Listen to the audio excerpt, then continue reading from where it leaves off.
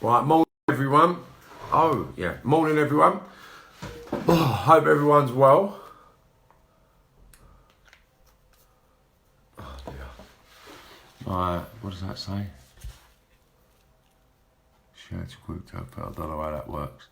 Everyone should be joining soon anyway. Yes, Colin, nice to see you first on board, sir. Wait for like people join on. Hope you're well anyway, buddy. Yes, Will Anderson, hope you're well. We're going to talk about, morning. Will Anderson. Is that Alex and Emma's Anderson? Yes, Gal, morning, mate. Hope you're well, buddy. Yes, Will, lovely. I'm going to speak about Alex and Emma this morning, funny enough, because that's the stage of my life of that. Morning, Joe. Hope you're well. What do you mean, no? I have to. Yeah, it's all good, man. Relax. Nothing but the truth, son. Nothing but the truth. Yeah, it's all good. You'll see what I'm talking about in a minute anyway.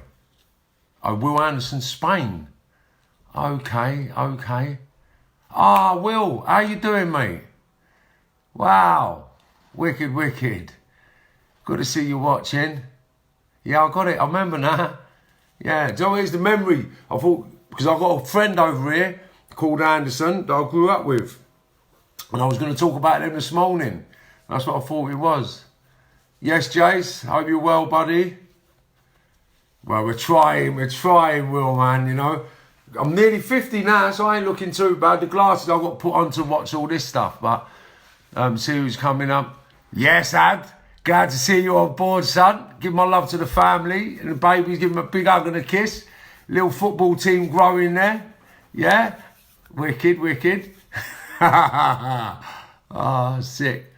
Yeah, right. So what we're going to be talking about this morning is yesterday we got up to, what did I get up to yesterday? 12, 13 years of age. Morning, Martin. Morning, Andy. So we got up to 12, 13 years of age, and there's little gaps. So every time I come off of this, certain things come back, and I think, I should have spoke about that. I should have spoke about that. So what I'll be doing little recaps just to get the ball rolling. So, the last post I can remember, we spoke about the IT centre. So we're going to Queen's Crescent IT centre. Right, so let me get my thoughts now. So 11, 12, 13 years of age. I was, I'm going to keep these glasses on for a little bit as well. Because it ain't about looking good, it's about saying hello to people. Morning, Martin. Yeah, so growing up in the Crescent. Alright, so we went to school. We had Colton. I made my little bones growing up. There was a couple of people, I forgot their second names. Morning, Jordan.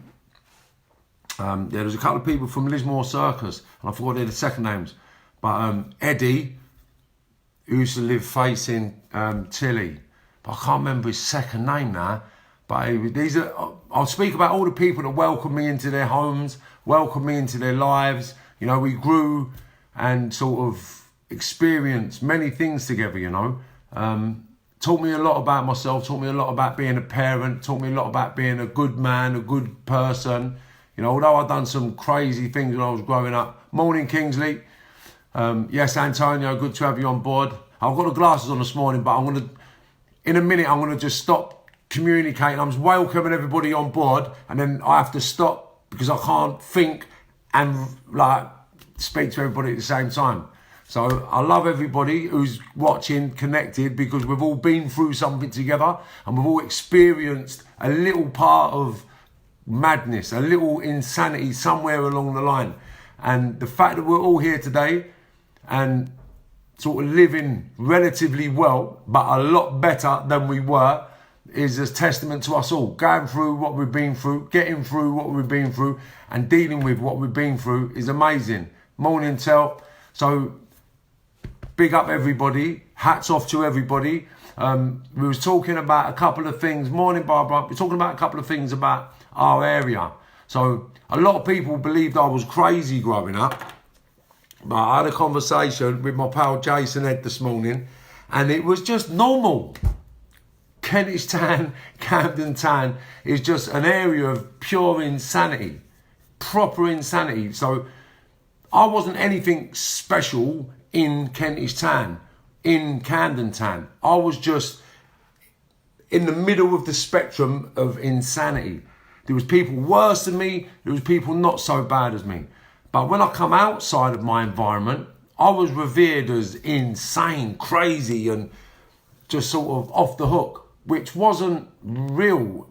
What was real was my normality, and the normality and the normalisation of the behaviour and the conduct that I was exposed to, programmed with, and grew with. So, first year. So the first year of Haverstock, I went through a hell of a lot. Turning, learning, fighting, and becoming a little man. So the violence really stemmed from trying to prove myself, trying to fit in. And everywhere I went in London started, well, every quest of my journey, or every starting pinnacle point of my journey started with violence for some reason. So I spoke about David French, Sonny, Somers Town yesterday, or the day before. And basically, there was Norman Copeland, Jonathan Hunt. Right, so Norman Copeland, we're talking about people that have elevated me to the next level or another environment, or made me sort of be sort of feared, respected, or liked. Whatever you want to look at it like, however you want to compartmentalise it. But what happened was I had a fight with Norman Copeland, Jonathan Hunt, and Scott, I think. I think it was three of them in lunch. It was a lunch break. And I had to have a fight with all three of them, one after another. And it sort of cemented me in Haverstock. Right, this was in Haverstock. So it sort of cemented the fact that I could fight. Because Norman Copeland was from Cumberland. No, Norman Copeland was from Somers Town. The beginning of Somers Town. And they was from an area, I think it was Somers Town, right near William Collins School. I've forgotten the name of that road now. It comes all the way down from Camden, goes all the way down to the one way. Anyway, so I had to have a fight with them three in school, and I became victorious in that fight. And it sort of catapulted me in Cumberland, Somers Town, Camden Town, because these guys were pretty, well, they were the fighters of their area, right? So I had a fight with them, and I sort of became that. I can't say I won, because fighting weren't really about who won. It was just, we fought, and I never got hurt, I never got cut. People got black eyes. Like back in the day, if you got punched in the face, you got a black eye, then everyone used to look at it like you lost. But it was just fights, handbags. So I had a fight with, I can't remember his second name. It was Scott, Jonathan Hunt, and Norman Copeland. Jonathan Hunt went on to be a footballer. Norman Copeland, I don't really know what happened to Norman. I bumped into him a couple of months ago, or a couple of years ago, and he was working, doing other things. But yeah, everyone's grown into decent, phenomenal human beings, really achieving what they needed to do in life. So I had a fight with them three, which catapulted me in Haverstock, because it was the first year of secondary school. So everyone from all round northwest London come to Haverstock, and it was like Haverstock, Chichester, or William Ellis. So Atland Burley and Quinton Kenniston as well. Because I used to go around all the schools and find the hardest people of my year group and sort of have fights with them. And I think that was the norm. It wasn't anything, I wasn't the only crazy one. We used to go to certain schools, like it would be me and mine. I used to go on my own, and then maybe one or two people used to come with me, but it used to be like schools used to go to other schools and fight other schools, and it was just the norm. But I actually went and done everything I could. Right, you got to excuse me 1 second, because my daughter's phone's ringing, and I've got to give it to my daughter. Sloan, Right, here's something. What's this?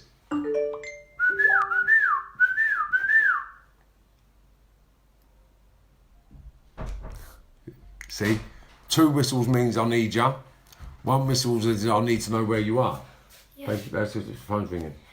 Okay. Because basically what it is, I know that might sound a little bit strange to people, but it's a thing that when we go to amusement parks or sort of days out with loads of kids, or they're in the, what do you call it, them ballparks and things like that, or go to an adventure park, or go somewhere where there's strangers and I don't know where they are.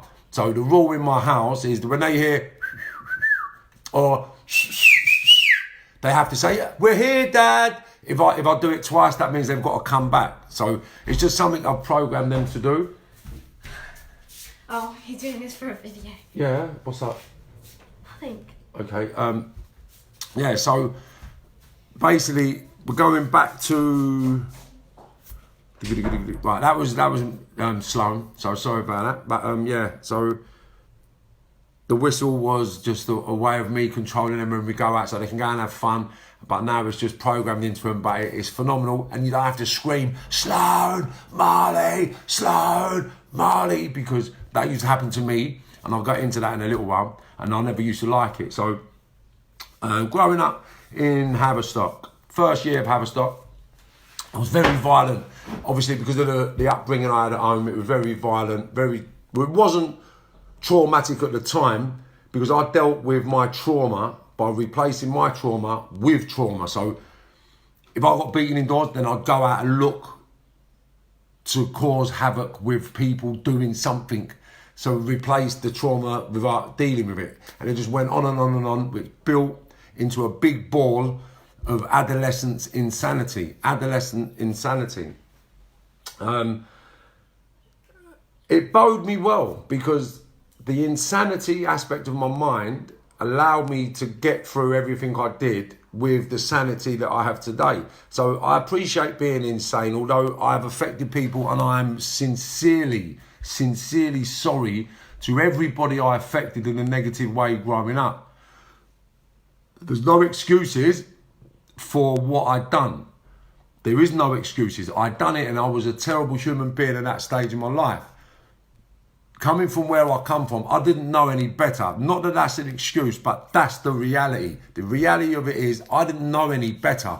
And I thought I was doing what was right. And I thought I was doing what was expected and what was needed. So the information I was receiving led me to be a crazy individual doing crazy things. But I wasn't the only crazy person from Kentish Town. Do you understand? Camden, Queen's Crescent, everywhere. We was all pretty much the same at different levels. Anyway, so back to the story.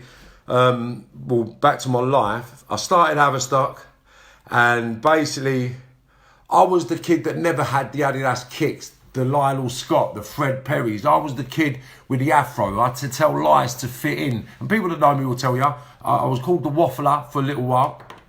Jamie Sandy named me that. And basically, I just grew up trying to fit in with every environment I come into contact with. So when I went to Haverstock, the only way I could be noticed outside of the flash cars getting dropped off with their kids, or their dads dropping them off, or they're wearing the trainers, they've got their packed lunch, they've got money, they've got everything. The only way for me to be noticed was by being violent. So I attached myself to the naughty kids, and then done the things that the naughty kids wouldn't do, because I knew that they'd think, he's wicked, and then they'd want to hang around with me, and then I'd go on and on and on. Anyway, so that was the reason for me engaging with people, and that was the reason why I engaged the way I did.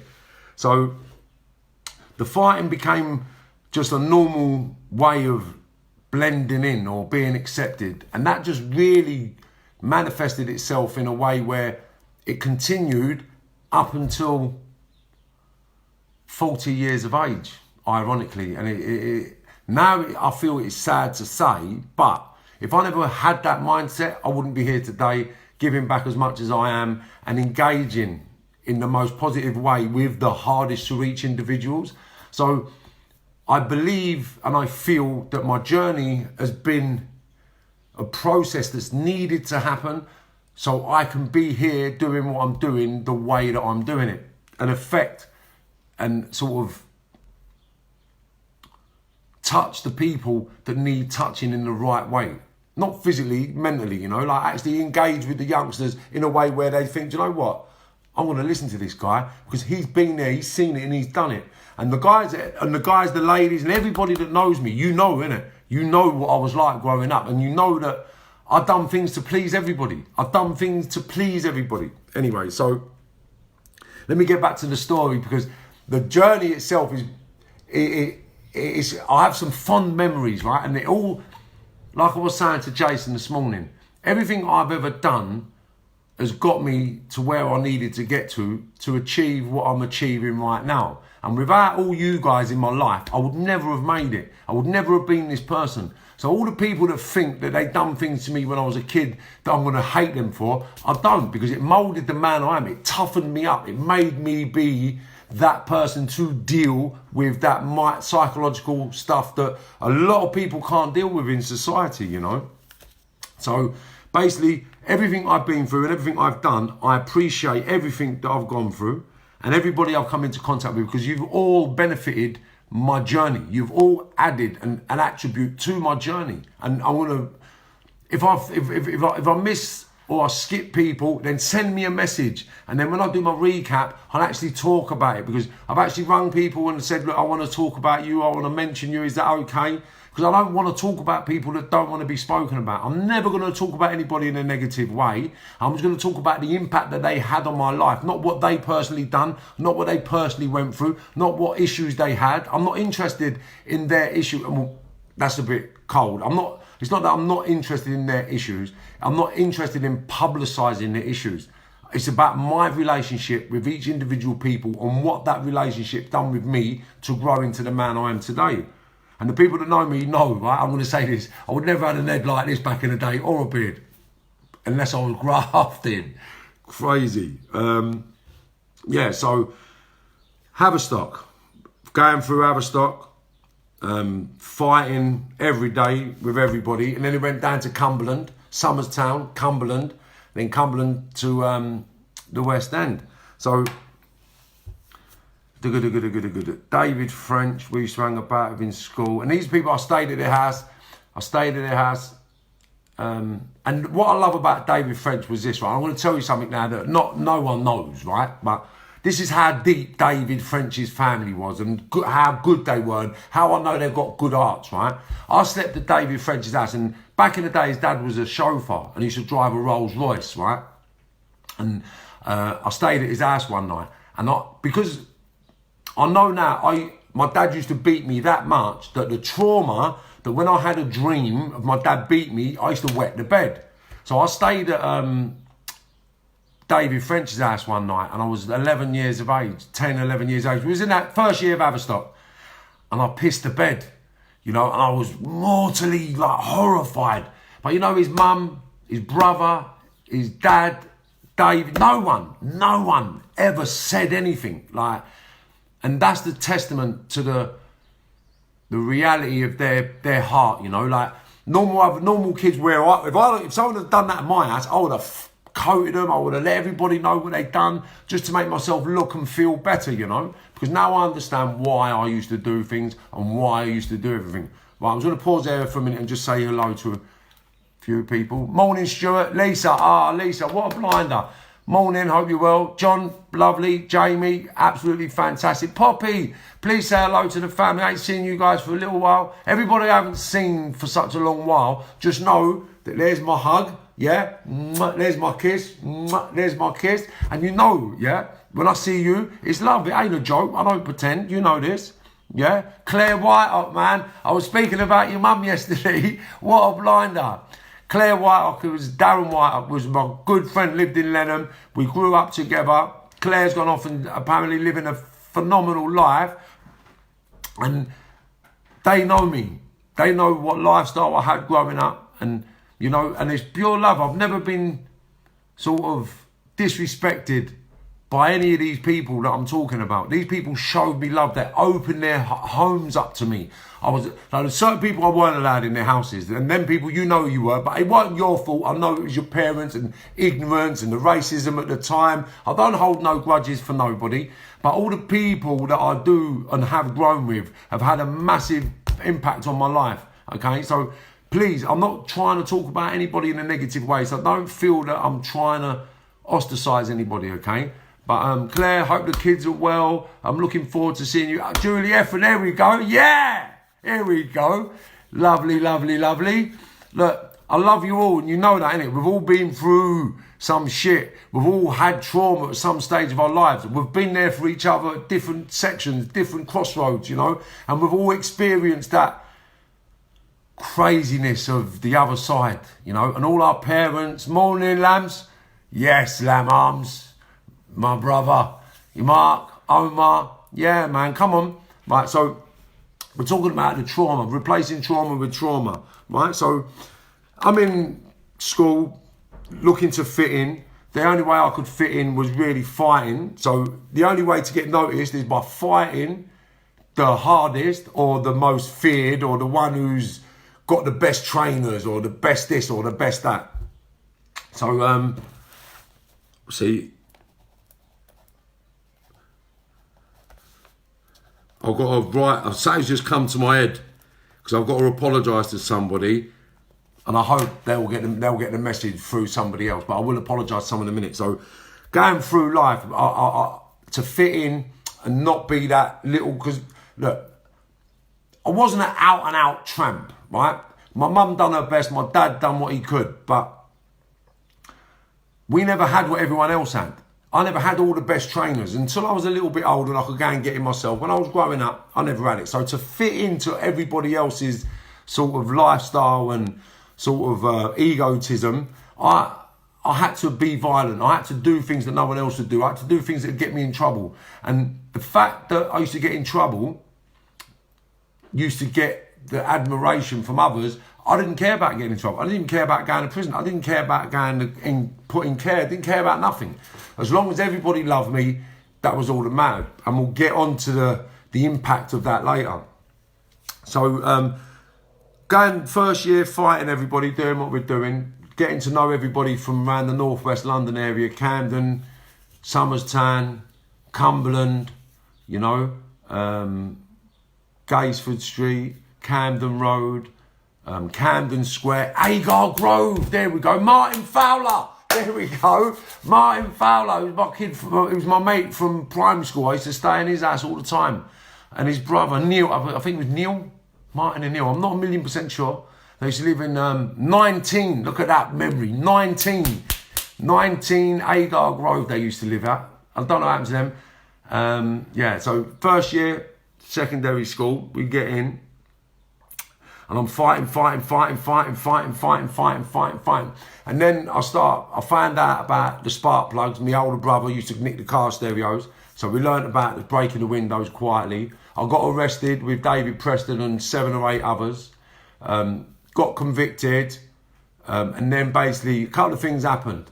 Now, I can't remember whether this actually happened or whether it was a lie that I told. But in the back of my brain, I remember the headmistress, or the headmistress, the head of Haverstock, Miss Jenkins. She said something about ethnic, or something about, she never said nigger or black bastard or anything like that. It was just something about you people, or something along them lines. And I'd gone crazy. Like, because anything to do with nigger, black bastard, I used to go nuts. So she said something about ethnic something, and I lost it. I've attacked her, and apparently I stabbed her. I can't remember exactly what happened, but I might have stabbed her with a fork. I never had a knife in my pocket, got it out and stabbed her, but I might have bust her skin with something I had in my hand. Because I was so violent back then, I don't know whether it was true or not, but I know Mr. Lawson, I attacked Mr. Lawson. I remember getting him in a headlock and punching him in the face. I remember Mr. Provis, thank you very much, whoever gave me that message the other day. My short-term memory's gone, so if I forget your name who sent me messages, don't take offence. It's just because I got shot once in the forehead there and once in the eyeball, my sort of memory's gone a little bit. So, yeah, Miss Jenkins, I stabbed her with something, and then that was when I got the opportunity to actually go to the IT centre or stay and get expelled. And then I left Haverstock. That was the end of the first year, and when I went into the second year, that's when I went to the IT centre. The IT centre was lackadaisical. Barry Mullen was the best thing that ever happened to me, and Michelle, but I can't remember, and Scott. There was a blonde-haired teacher called Scott, but these were Barry wasn't middle class, he was working class, spoke like us. Charlie, I think it was Charlie Scott. Charlie Scott or something like that. Charlie Scott or something. His name was Scott or Charlie Scott, or Charlie something. There was two Charlies, and he was one of them. One was at the school, one was at the head office. But these people had a real impact on my life, and they used to teach me morals and principles, and I used to reject them all the time because I used to think, you're not like my mum, you're not like my dad, you're not like my people, you're not like my friends, you're fucking weirdos. But growing up, the impact of what they used to say to me actually resonated as I got older, when I had kids, and these people were paid, especially Barry Mullen, who got me into sports. If it wasn't for this guy, I wouldn't have known how to play badminton, I wouldn't know how to play tennis, I wouldn't know how to play squash. And this guy was mustard, boom, he used to play these games like effortlessly, like have us running around like headless chickens. But yeah, we learned there. And then basically, 13 years of age, I was still around the crescent. Yeah, and then I was becoming a little bit of a thief. So I was thieving the car stereos. We got into the car stereos, nicking little bits and pieces. And then I can talk about it because I've asked Tony about it, because we started with Tony, little McMahon. We started nicking car stereos. He got arrested for it back in the day. He's absolutely sorted his life out now, and he's gone on to be a phenomenal dad and a phenomenal human being. And he's achieved like greatness as far as I'm concerned, you know, because from where we come from, anybody that makes it to the top of the social ladder legitimately has cracked it, and they're absolutely an inspiration to me to continue doing what I'm doing. And there was an inspiration for the transition of my life when I chose to give up crime, because the programming we had growing up was you don't make money working, you only make money as a criminal. You don't make as much money working as you do on the street. And this was a programming that was instilled into us by our elders, right? And it was all nonsense. It's all nonsense. If you work, you'll earn millions. If you thieve, you'll only make thousands. So we'll get there, because I'm not glamorising crime. I'm not saying you can't make millions, but you can't save millions. You can't invest millions. You can't grow with millions. Like, it don't happen. Like, it's a myth. So we're onto the car stereos. So we're nicking car stereos, doing bits and pieces. I'm around the crescent. And then basically, because I'm sort of growing, learning, I'm fitting in. The fitting in started with all the violence, and then the violence led to crime. The crime gave me the opportunity to buy myself the clothes that everybody wanted. So come 13, 14, 15, I was wearing the clothes. I was wearing the tracksuits. I was wearing the trainers. I was feeling like a man, because we used to knit the car stereos, right? And I've got to say it, like, Tony was a genius when it comes to anything. His mind, the way his brain works, he's spot on. And he was the only person that I can actually say that was a criminal that actually pulled me aside halfway through and said, Marv, we're going to earn more money if we go straight. There's more money being straight. And I said, are you fucking mad? You off your head, didn't you? And he's like, Marv, seriously, man, come on, man, seriously. And he begged me, and I was like, fuck off, go away, go and do whatever. So I carried on, he went down his own path, and then he became legitimate and became very, very successful. And those who know him know.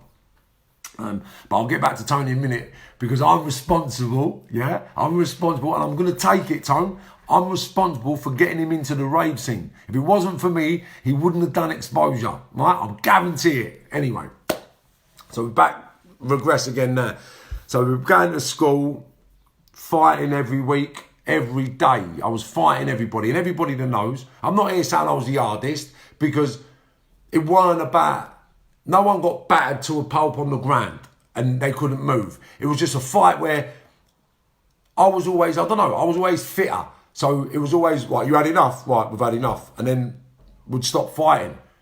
I wouldn't have been as cut or bruised or black-eyed as most people, but there weren't no real losses. We just fought to the point where I was that hungry that I was prepared to go on forever. Do you understand? I was that traumatised that a silly little fight with a kid didn't bother me. I'd been getting beaten by a 6'4", black, muscly man who used to beat me and I wouldn't cry. So when I'm fighting little kids, it never hurt. And it really never hurt. Even if you bust my arm, it wouldn't hurt. Punch my mouth, didn't hurt. So me hurting people was just them not going through what I went through. I never won every fight, but I never lost. Do you understand? So I don't look at it like I beat him up, he's a cunt. I just look at it like we went through something, and because they haven't been through what I've been through, their body's not ready like mine. And it's as simple as that. So the crime went on the car stereos, and then where did we go from the car stereos? So we're nicking car stereos, so I'm getting all the clobber, I'm getting all the bits and pieces, and then yeah, so I'm in Camden, Kentish Town, Cumberland, Hampstead, Belsize Park. I'm meeting all my pals. There was a group of us, me, Quinn, Will, Toller, Jamie, Sandy, Peppy, Fabian, Juna, Ollie, two Ollies, Pat. I can't know, I'll have to write them down because I don't know, I can't even remember who I've said now. But yeah, we used to hang about together. We used to all be up to skullduggery, nicking car stereos, smoking a bit of puff, party in the weekend. Or not party in the weekend at that stage, but we used to get the puff, smoke puff, when no one was really doing anything. And then, what happened? How did it all change? Damon and Jason Ed. That's where it all changed. I don't want anybody to think that I'm trying to point the finger saying it's because of you this happened or because of you that happened. It isn't the case. It isn't the case. What happened was society went through a transition, right? And then at the beginning of that transition, Jason and Damon had, and I don't know, to this day, I don't know how, but I'll find out from Jay, because Jay will tell me it's not an issue, how they was able to have these raves in their house. And I don't know if it was their house or a house they used to live in and they moved out of. I don't know how it worked. But these parties, man, Kentish Town. Yeah, they were up Kentish Town. I can't even remember the name of the road. What a liberty. But mate, they was it. And, right, Emma Anderson took me to my first rave. I couldn't believe it. We was in, where was I? That's it. Because what we used to have, we used to all party, puff and go Dingwalls, HQs, and the roundhouse weren't there then. The roundhouse was still derelict. So it was like HQs, Dingwalls, like the Monarch, right? Everyone used to start in the Monarch, or the Robert Peel, the Napier, and then the Monarch, because the Monarch had the latest licence. And after the Monarch, if you walk down Camden Town and you go Dingwalls, HQ or Camden Palace, right? Now, that was just the process of every Friday and Saturday night. So one night I'm in Dingwalls and I'm partying. I think we used to take acids then. No, I never. I used to puff. That's all I was puffing. And then Emma Anderson said, "No, look, I'm going up Jason and Damon Ed's house." And I was like, "What for?" She said, "Oh, they do parties." I was like, "Oh, shut up." She was like, "Yeah, they're good." I was like, "I ain't going to a party in a house. Like, I'm going down HQs." Right, because after Dingwalls, or it was the other way around, you either went in HQs and then afterwards you go Dingwalls, or Dingwalls and then HQs. So I can't remember exactly which way it was round now, but I was going to go to the next one. And then we said, "Nah, Marv, man, these parties are wicked. They've got wicked DJs. Who was the DJ? Richard West, yeah?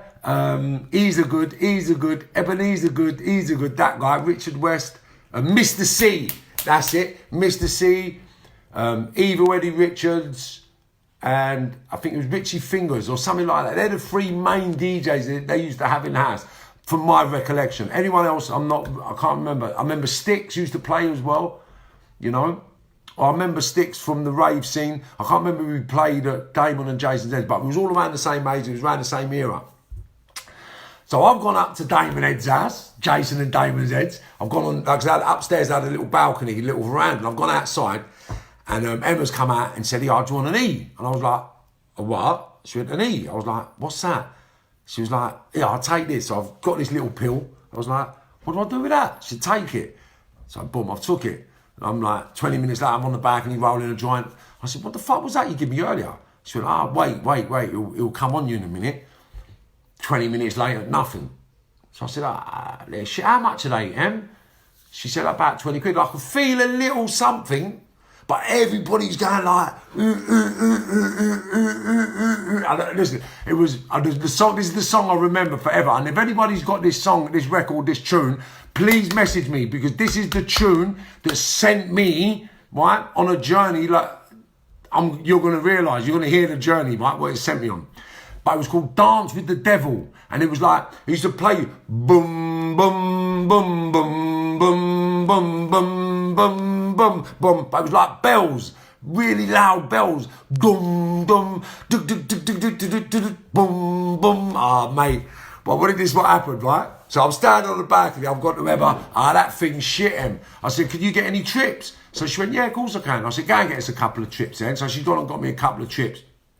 So I took the couple of trips, and all of a sudden I'm standing on the balcony, yeah, and I've looked up, and the stars are going nuts, and I thought, wow, them trips are well quick. They come on me well quick, yeah.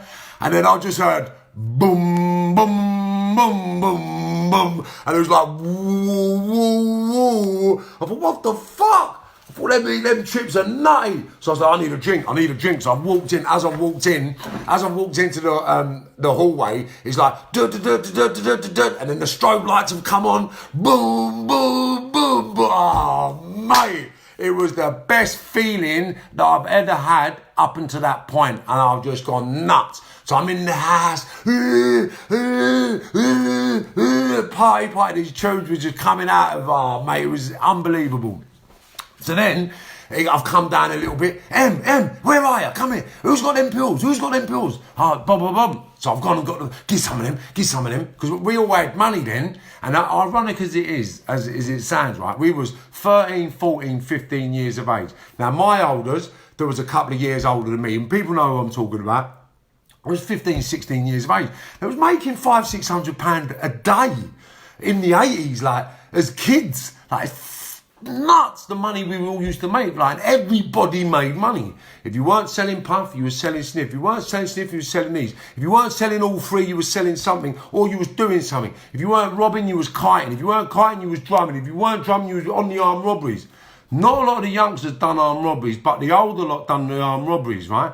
Ben Quantrill and all them sort of lot. They all done them, and I think the parents of all the kids I used to hang around with used to do all the pavement work, right?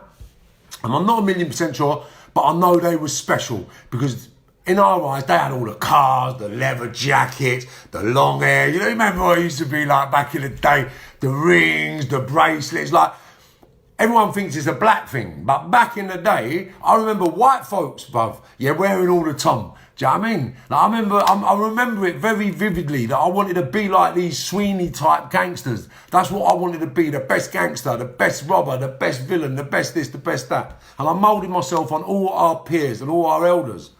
So all us younger lot got into the narcotics and the not petty crime, because we were kids.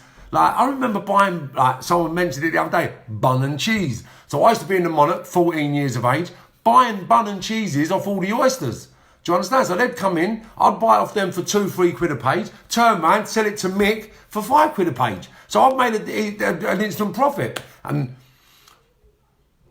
I'll have to speak to someone about telling this story, because someone got the hump one day, and basically, they've come in, they've gone to me, "Oh, Marv, can you sell any book and card?" I said, what have you got? I said, "How much you want for it?" They said, 5. So I said, "No, I can give you 3 quid a page." said, oh yeah, go on, get us £3 a page. Because we're in the Monarch, everyone's partying, everyone wants a sniff, everyone wants a pill, everyone wants a drink. So he's give them to me, I've gone in my pocket, and remember the old big notes, yeah? Counted out the £3 a page, can't remember how much it was. So I've gone boom, boom, boom, boom, boom, crack, bang, wallet. I've turned round to, I won't mention his name, but he was a very handsome Scottish fella, right? And I really moulded myself on these guys growing up, right? I turned around and said, do you want a bun and cheese? He said, yeah, £4.50 a page, £5 a page. He went, yeah, go on. So I've done £3, £5 in front of this person. He's got the raving ump. He got the raving ump telling me I've got to give him money. I was like, what? What are you talking about? I bought them off you, mate. Go on, fuck off. And then that led into them robbing me. And then, because I'm the kind of guy that I'm not into beating people up for nothing, and especially from the same area, but we fell out and we resolved it in a way which I've slipped up behind him and put it on him in a way and said, look, you can either have it now or call it a day. Or it goes right now. He decided to call it a day, and we called it a day. We became friends, and now we've been friends. We've all got kids. Everybody's happy. But that was the truth, and I can't say nothing but the truth. So, in the Monarch. So, we're in the Monarch, partying, and then Dame and Jason heads ass. And then it was like, what we doing the weekend? Oh, have you heard about this rave? There's a rave in a field. There's a rave in a warehouse. And where we used to go? Where did we used to go? The Cave. The Cave, Elephant and Castle, and everybody that knows, knows. The ice cream van at the back of the cave. Oh, damn! They were some days. So we used to travel, 13, 14, all the olds were 15, 17 and 18, right? But we used to travel, mate, to the Blackwall Tunnel. Remember the Tunnel Club? Blackwall Tunnel, Dungeons, Lee Bridge Road. Like, we're 13, 14 years of age, but the beautiful thing about me was, because we used to nick the car stereos, yeah, we used to get the car keys and nick the cars. So I always turned up in big motors, like, and back in the day, they weren't as advanced as they are today. So all you need to do was go and get a tax disc off a Slacky or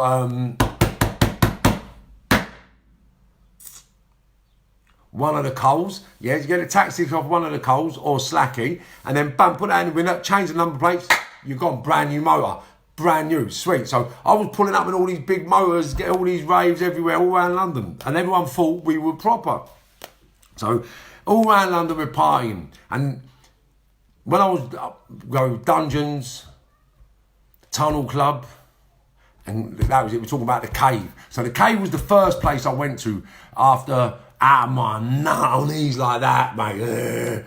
So like, because I was greedy. So I wanted to do more, like, if you done a pill, I'll do 2. If you done 2, I'll do 4. If you done 4, I'll do 8. And everybody that knows me knows, when I went out, I got out of my nut. Because that was all I wanted to do. Do everything better than everybody else. Whether it was good or bad, whether it was different or indifferent, whether it was good for me or bad for me, I didn't care. If you were doing it, I was doing more. And that was just the way I was as a kid growing up. So yeah, now we're going South London. Right? Obviously you meet people. You meet people along the way. You meet people. What do you do? What are you up to? Can you get this? Can you get that? Can you do this? Can you do that? So then you go North London, South London, and then South London. And then we started going Lee Bridge Road, which is East London. And then Ministry of Sound, which is South London. And then the Tunnel Club, which is East London. And then the raves in the field where you go and there's 4,000 or 5,000 people. Like, warehouses are everywhere. Like, you meet up at South Mims service station and you go to an undisclosed location. Now, a good friend of mine now, Andy Pritchard, used to put all the Genesis raves on. He's my partner now. He's working with me doing all this. Well, I'm working with him. He's working with me. We're working together, changing the mindsets of the youngsters so they can go down a more conducive road to success and sort of prosperity rather than just madness and prison, right? So we work together now. But back in the day, he was responsible. You can follow him on all the social media platforms, and he's doing all these bits and pieces at the moment. I don't know his, I think it's the AP Foundation, the social platforms are connected to that. So on Facebook, YouTube, Instagram, the AP Foundation, and it's a phenomenal foundation doing phenomenal things, supported by some phenomenal people on this planet, me included. So basically, we used to go to meet up South Mims and we go to all these raves all around the country, no matter, in fields everywhere, East London, Essex, up the motorway, up near bloody Somerset, like there was everywhere. Right? Wherever these people could put these raves on, they was on, and we used to go. So obviously, because of our mindset, our gameness, we was a unit. So anywhere Kentish town went, it was on fire. We'd turn up in a rave and we'd be there. We'd be there with Ease, Sniff. We'd be there with bloody Coke. We'd be there with Ease, Puff. Everything you wanted, we're there. And if it kicked off, we all stood together. So we was a firm that stood together, especially my Desert Rat firm, yeah? Well, we weren't my firm, but we called ourselves the Desert Rats. We was all born around 1972. The RAT stood for something else, but we were united.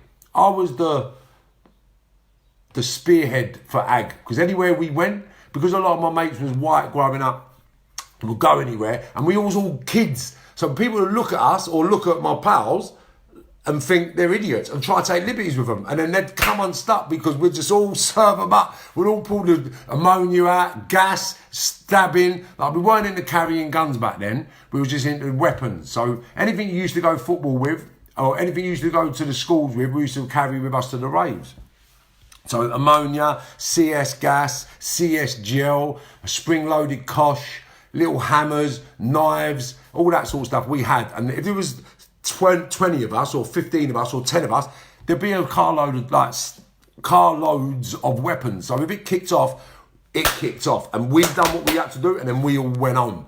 And we went everywhere, all around England, man, doing this. And we made a little bit of an impact. And because I was the loudest, gamiest, I was the one who was noticed the most, but I wasn't responsible for some of the nasty stuff that we got up to, because some of my mates were horrible little bastards, you know who you are, and they'd stab you up like non-stop. I mean, they'd cut you like non-stop. Like, I was a fighting one, so I weren't really a weapons person growing up. Everyone that knows me will tell you that. I got into guns later in life, but I wasn't really a cutter or a stabber. I was a fighter, because I had more of a buzz fighting physically rather than with weapons and that, you know. So basically now we're in 13 years of age, over the cave in East, South London, Old Kent Road. And then over there I met some people that I still know today in the criminal fraternity. And then that's spiraled. So all the big raves, they got bigger and bigger and bigger. So now we're 13, 14. Kentish Town's on the map. Everybody knows who it is. Everybody knows where it is. All our elders, all the parents of all the kids on the road was prolific people within the criminal fraternity, whether it was in the drug game, whether it was in the armed robbery game, whether it was in the kiting game. And we just mimicked our peers. And everything that we've done wasn't sensationalised. It was just normal. And if you wasn't doing it, you was a cunt. Simple. And if you wouldn't have a fight, then no one would hang about with you. If you never had a weapon, then you weren't coming out. Like, it was just really strange. Maybe 2% of the groups that we used to have it with never was violent. Only 2%. The rest of everybody else had their skill. Everybody had their forte. Everybody had a forte, and everybody could have it. Everybody would have it. And the people you look at now and you think butter wouldn't melt in their mouth, when they were growing up, they were mean. Because I wasn't the meanest. Please believe me, I wasn't the meanest. So now we're raving, partying. And if you want me to mention your names, yeah, just send me a message, and then I'll talk about things that we got up to, you know. So all this started happening. So now I'm 13, 14 years of age. Now, I haven't even finished school yet. I'm going raving over the cave, taking bumbles and ease. I'm going into school out of my nut on coke at 13 years of age. Like telling the teacher, what are you talking about? Mate, you don't even make money. What are you trying to tell me what to do and you can't even make no money? You're a teacher, mate. What are you fucking talking about? Like, I don't need to do this work. What are you talking about? Mate, I've got 200 quid. And like, 200 quid in the 80s, yeah, was a lot of money. And for a school kid to have 200 quid or 300 quid or 100 quid was different. And the teachers used to think, how the f did you get that? So basically, I got encouraged to leave school because I was a bad influence on the kids in school, especially the IT centres. So I never got pushed out. I was just set. And they knew that I was just going to ruin lives. What's the point of having him here? He's earning more money than us at the moment, and he don't give a fuck. He really doesn't care. And that was the mindset that I've really looked back retrospectively and think. Because I was thinking, like, for argument's sake, if I had a kid now that was exactly the same, then I would have him on my own. I wouldn't have him around all the other kids, contaminating the minds and polluting them, you know. So I understand why I got edged at, but they never had anybody like me to engage with a younger version of me. The closest they had to me was Barry Mullen. And Barry Mullen done a fantastical job, an amazing job. And if anybody's got a contact for him, yeah, then please get it over to me. I'll need it badly. Also, subscribe to YouTube, because if you're enjoying this story and this journey, then you could impact many of other lives by following me, by showing some support, you know, and any help I can give anybody moving forward. If you want to get involved in some of the seminars I do, or any of the work-related stuff I do, then you will get paid as well. I'm not here trying to take off anybody. I want us all to grow. Like Andrew Pritchard says to me, what does he say?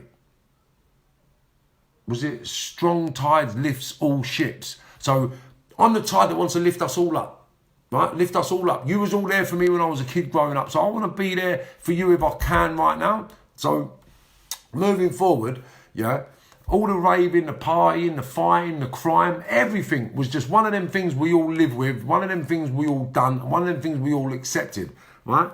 13, 14, right. So now what happened, 13, 14 years of age, I can't remember this young girl's name, but this was the sort of turning point to serious crime. So basically what happened was I was seeing this young girl. Well, I weren't even seeing her because all the girls know in Kentish town, I never had a girlfriend.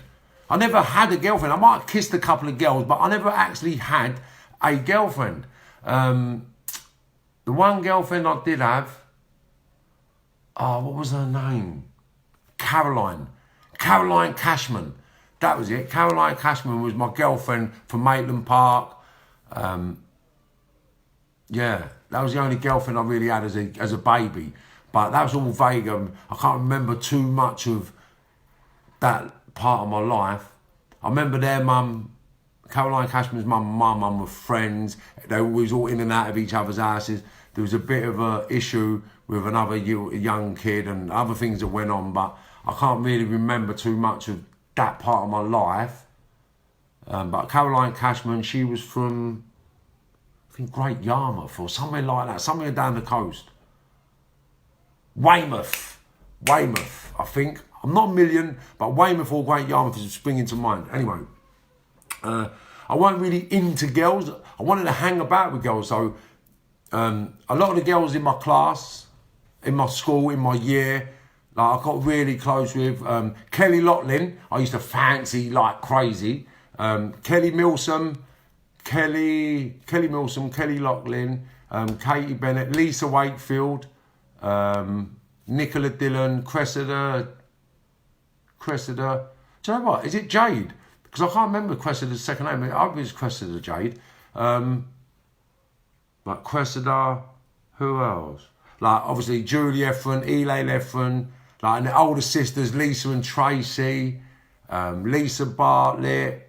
But these are girls from the area. I never had a relationship with any of these girls. I never tried to get hold of any of these girls. These were girls that was, I don't know, there was like there was mother hens and there was other little villain girls. There was weird, like the girls was as hard as the men back then. Like the girls that have the fight, like they didn't care. Do you know what I mean? And Lorraine Ashard, she's another young girl that I remember who springs to mind. She was hanging about with us. See, it all goes vague now because I can't. They're the ones that I was with every day or every week or every month or regularly, you know, because we was in the class together. But Sarah Esnell, sorry Sarah, you know what? I'm pretty sure it was Sarah. Yeah, we had a bit of a fallout, me and Sarah. And this, I'm going to make some apologies to some people. So I put a fag out on Sarah's face. I think it was Sarah's face in Chalk Farm train station.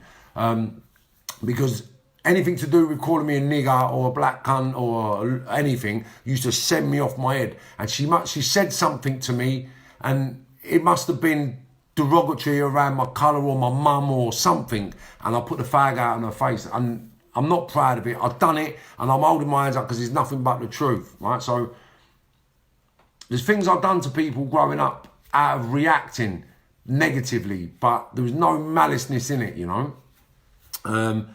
So 13, 14, we're going wild. We're going wild. And that was it. The young girl. So this young girl now, I can't remember her name, little mixed race girl from over Kilburn way. And basically she wanted to be my girlfriend. And I was talking to her, I was trying to get hold of her, nothing would happen. And then one day she said to me, I'm going away for a week or two. I want you to hold this ring, so I know you'll be here when I come back. So I thought, yeah, all right, sweet, no problem. She gave me a peso. I'll never forget it, because it was the one crime that I never actually done, right? The one crime I never actually done. So basically, she gave me this ring to wait for her to come back. Anyway, about a month and a half later, I was living in Frognall over Finchley Road, and I'm lying in bed, and I've just heard boom, boom, boom, boom, boom, boom, boom, boom, boom, and all of a sudden, I can't remember if there was armed old Bill, but there was a lot of old Bill in the house, right? There was a lot of old Bill in the house, and there's up the stairs, and now robbery. They was armed because they come for robbery, right? So they've come for robbery and they manhandle, and I'm in my room, I'm getting handcuffed. Well, I wasn't handcuffed, I was just about to get handcuffed. And this one guy, because my mum was young, innit? So this one cozzer must have slapped my mum, but you couldn't do nothing to my mum. My mum was my God growing up. She was like everything to me growing up. Do you know what I'm saying? And because my dad used to beat her up, I felt like I had to protect my mum. And when they come in my house and they give my mum that slap, I just went crazy. And I'm 13, 14 years of age. So everyone knows me when I was 14, right? I could have a fight. I was boxing in St. Pancras from the age of 8. Barry Tapp, he come into my mind earlier, because Barry Tapp was another ferocious little man when we were growing up as kids. He could fight. And because me and him used to go boxing together, and Barry, you know I used to get the better of your son. You know that, right? There weren't anybody in St. Pancras that used to get the better of me in boxing, right? I can honestly say that, not egotistically, but it wasn't. And I believe that these were the things that got me the respect on the road outside of all these environments, right? So now, these people, the old Bill booted through the door, and I'm nicked, right? But they've slapped my mum.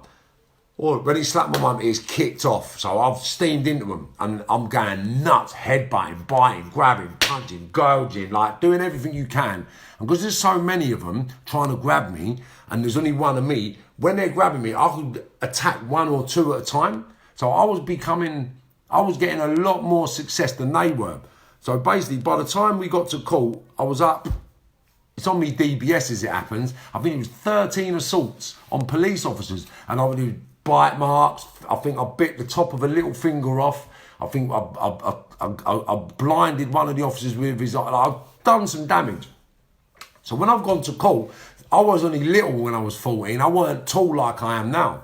So when I've gone to court, the judges looked and thought, well, that little kid's done all this to you lot. Like, so he's most probably thought, you know what, I'm not having it. I don't believe he's done all of that. So I got 9 months. Yeah, I got 9 months. But I never got 9 months then. I went to court and they took me off. They give me no bail. But they took me off my mum and they put me in care. They put me in care being an uncontrollable youngster. So I had to go to care. So they put me in a care home in Lady Margaret Road, right? So the care home I went in, Lady Margaret Road, basically I'm in there now, but now I'm partying, I'm sniffing, I'm taking ease, I'm smoking, I'm making more money than the care workers. Do you understand? The care workers was 20 years of age, but they're going out partying in the 80s, like they're doing things like, I'd come in and I'd look, I think, oh, they look like they've had an E, mate. I said, you want to come down, you? Or you're stoned, like, because I knew the physical effects that these narcotics had on people, because you know people who are on the gear, you know people who are sniffed up, you know people who are on Valium, because you talk and you act a certain way, right? So these people are on Valiums and they're doing things. I'm like, you're on Valium, you're on it, you. But obviously, they're just doing what they do to get through these environments and these situations. But I'm in there.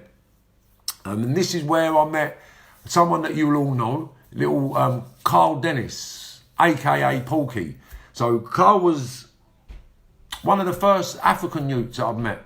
Because before the 90s or the 2000s, right, Africans weren't really around in abundance. There weren't a lot of them. And he was an African child that had his own issues, went through his own stuff, and he was in care with me. But he was, I'm not sure if he's a couple of years younger than me or whether I was too advanced for my age at the time or the same age. I don't know how old Carl is, but we're roughly, I used to look at Carl as like my little brother. So because I'm out nicking money and I'm doing what I used to do, and I had all the trainers, the clobber, the bits. I even had cars. We had what did we used to drive? The Peugeot 1.6 and 1.9s, the Golf convertibles, the Golfs. Remember, like, I'm 14. These are the cars we're driving about in. Brand new F-Regs as well. BMW 535. I used to go over dungeons. And we got nicked in it when Jamie Sandy decided to drive it. But anyway, gets put into care, partying, buzzing, drinking.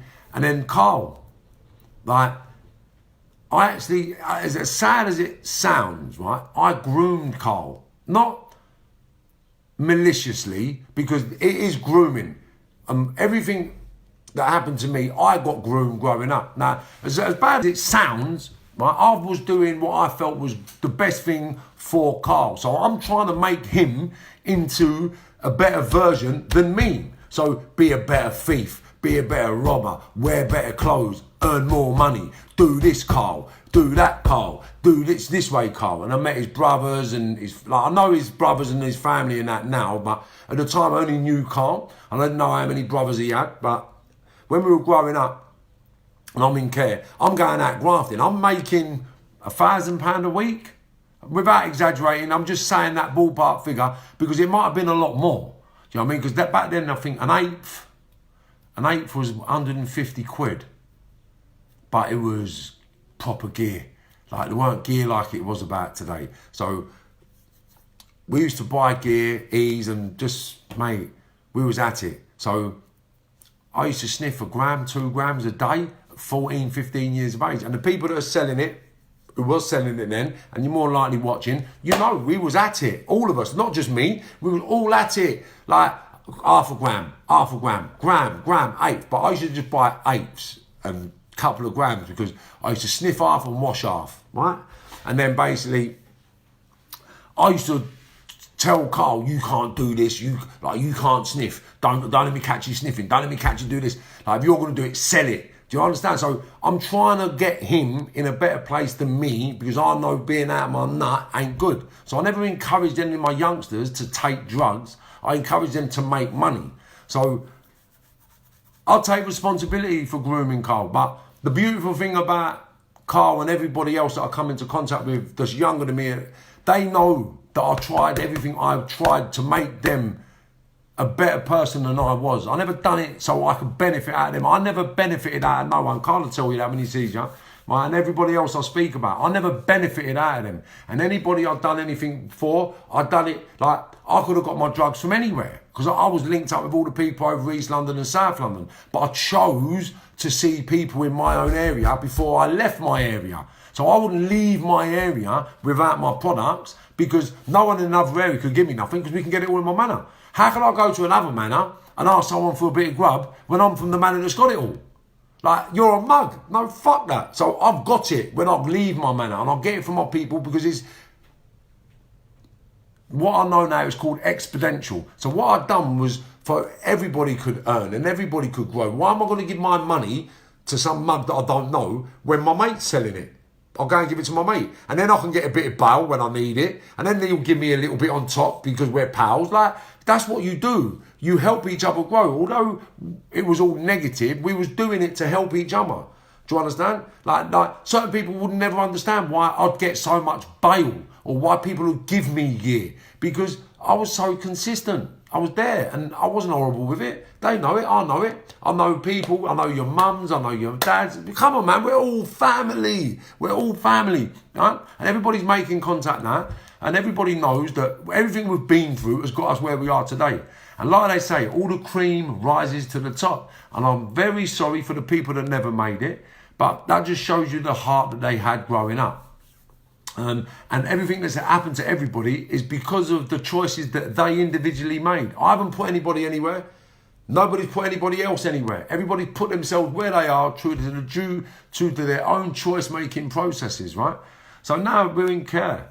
Carl, and I tried to guide Carl, and I tried to keep hold of him. And every time he used to go in to do certain things and be a little, like, you can't do that. What are you doing? No, that's that. Fuck that, man. You can't rob people. Don't rob people. It's muggy. You don't rob no one, mate. How can you take money off someone else and tell you that you're proper? It ain't the case, right? And that's where I want to. I mention that now because I've got to apologise to one person, right? Because I robbed someone when I was growing up. And I'm going to tell you the story because I have to. I'm going to finish on this story as well because I've done, no, you know what? I've got 12 minutes because I'm going to do an hour today. So basically, I learned how to be a crook and how to be a gangster and how to be a villain and how to be a gunman from my peers because I thought it was the best way forward and the only thing to do coming from the environments that I come from, right? So I never done anything because I had many other options. I'd done it because I had no options. And that was my option to get out of the mess that I was in. I was never a bad person. Thank you very much, Winston Hines, because you made that, you and Eddie Topping were the guys that actually made me realise that I never had a bad heart. Like, think about it, people. Who did I do anything bad to in Kentish Town? What did I do terrible to people in Kentish Town? Like, I never really done anything. There's speculation, but me personally, I haven't done anything to anybody in Kentish Town. There's one person that's dead now, Ricky Colbert, right? I never had anything to do with his death, but me and him fell out prior to his death, right? And we fell out because I loved him and I risked my life for him. I got stabbed in my lungs and collapsed until I nearly died and got rushed to hospital for Ricky Colbert. Do you understand? And then me and him fell out. There were speculations of a madness that went on, but it is hearsay, okay? Now, then he went off into another part of the world and ended up dying. God rest his soul. I loved Ricky. I loved Jason. I loved Mickey's dad. I can't remember his mum's name, so forgive me, everybody that's watching. But yeah, like, come on, man. So, growing up, doing that. Now, the apology, because I was just saying, it was Carl, I sort of programmed not to rob people. So, I was growing up not to rob people. You don't rob your own. You don't rob your own. That's fucking scumbags, mate. So, I was grown up and brought up and programmed not to rob my own. So, people like Carl Dennis and all the youngsters that I come into contact with, I used to get the ump with them when they used to turn on their own.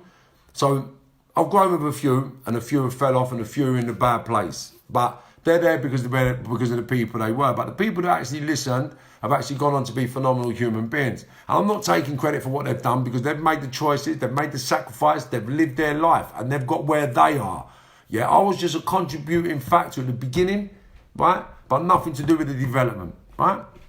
Now, basically, who I wanted to apologise to was Roy Barr, okay? And Roy Barr was a kid that in school, he was a flash little shit, right? And he was a horrible little bastard, and he could fight, right? He could really, really fight.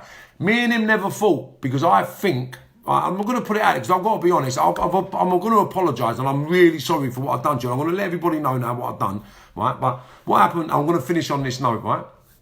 So basically what happened, all the way through school, he was from Camden, right? And he used to come to Haverstock. But all the way through the first year, right, of school, he used to nigger me off and black cunt me off and stink me off and tramp me off and really be horrible. But he'd do it in groups. And because he was a little bit taller, a little bit bigger, and he was the hardest kid from Cumberland, he sort of intimidated me a little bit because I thought, well, they're all going to rush me and it don't make sense because none of my mates would fight against them because they was all white. And you're not going to fight with a black kid against a white kid. Not in the 70s, mate. It wouldn't have happened. Early 80s, it wouldn't have happened. Late 80s, it was different, right? Because I made some solidarity with some good people growing up. And you know you are. We stood back to back everywhere. Everywhere. Back to back. Yeah? Right. Anyway, so Roy, he nigging me off. Then one day I'm in Belsize Park in one of my friends' houses. I'll have to ask him if I can mention his name. But I'm in his house anyway, and I'm up there getting a bit of puff. But this was the time when we could all get keys of puff. So 5, 6 key of puff wasn't a problem. 50, 100 E's, 1,000 E's wasn't a problem. Half a key of coke wasn't a problem. 14, 15 years of age. That's what we were doing. And everybody that knows. I'm not talking bullshit. But 14 years of age, we were dealing half a key of coke, quarter key, like 9 bars, half a key, like 20 key of puff. Do you understand? We were dealing with that at 14, 15 years of age without a problem, like every week, every month, right? So basically what's happened, because I'm nicking the cars, I'm moving all over London, I'm doing what I'm doing. I've walked in my pal's house to get a draw, and Roy's in there. So, what's happening, Roy? You all right, mate? Yeah, he's like, yeah, what are you up to? So I was doing a few bits and pieces. He said, what are you up to? He said, I'm doing some bits and pieces. Really? Yeah, sweet. I said, well, if you need anything, you know I can get anything. And he was like, really? I was like, yeah. I said, ask him. I said, tell him. And he was like, yeah, you can get anything. I've got these bits off him, right? So I was like, yeah. He was like, yeah. He said, can you get puff? I said, yeah, of course I can. He said, how about E's? I said, mate, come on, man. We're out every weekend. I'll get them E's, puff, sniff, Charlie, pills, E's, trips, everything. Whatever you want, we'll get it. He went, as it happens, sorry, apologise for that. He said, as it happens, I need a few bits. I said, yeah. I said, well, give me a bell whenever you're ready, mate. I said, anything, there and then, it's not an issue. Instant, I've got everything you need. Anyway, cut a long story short, can't remember how long it was, but it was a day or two later. I'll get a phone call to go back to Pepe's, he's there. Because they were the days we never had mobile phones. So one of my mates said, oh yeah, Pepe wants to see you. So I made arrangements, gone round to see me mate Pepe. And Pepe said, oh, Roy Barr's looking for you. So I said, all right, sweet, get him. Come. I think we might have had pagers. I'm not 1,000,000% sure how we communicated, but I got hold of Roy, and I said, oh yeah, come and meet me. So come and met me in the Monarch or round the Crescent. I said, what do you want? So he wanted some E's, some puff, some sniff, or he wanted a little parcel. So I said, yeah, sweet, not a problem. I said, I'll come and grab you tomorrow, and we'll go and get it. So he said, yeah, sweet, not a problem. Now, it was only a couple. It sounds like a little bit of money. It's a couple of grand, right? But a couple of grand back then was big. And you got to understand that. Think of it like this: puff that you buy now, like the Rocky that you buy now for £1,100. What you buy for £500. Back then, you had to buy it. What you buy in bulk at £500 now, you had to buy back then at £1,200 to £1,500, and it went out for £2,300 to £2,700 a kilo of puff, right? So he wanted certain bits and pieces. I can't remember exactly the figures, but I had brand new motors, right? So I went, yeah, I'll come and pick you up. So I went and picked him up from his mum's house down in Camden. I had a brand new 16 valve GTI, yeah, Golf, right? Golf GTI 16 valve, brand new with alloy wheels. Obviously, I've nicked it, plated it up, tax dissed it. So I picked him up. I said, yeah, come on then. So what I've done, Diddy Butland used to live on Weedon Road, right? So what's happened? I picked him up, drove to Weedon Road, pulled up outside Diddy's house, right? So I said, yeah, mate, I'll give you money. He's like, what? I want to come up. I said, well, you fucking mad? I said, you can't come up to my slaughter. I said, that's my slaughter, mate. I ain't showing you where my gear is, you mug. Oh, fuck it, come on, we'll drive off. He said, no, wait. I said, I'll tell you what I'll do. Here's the car keys, yeah? Just wait in the car.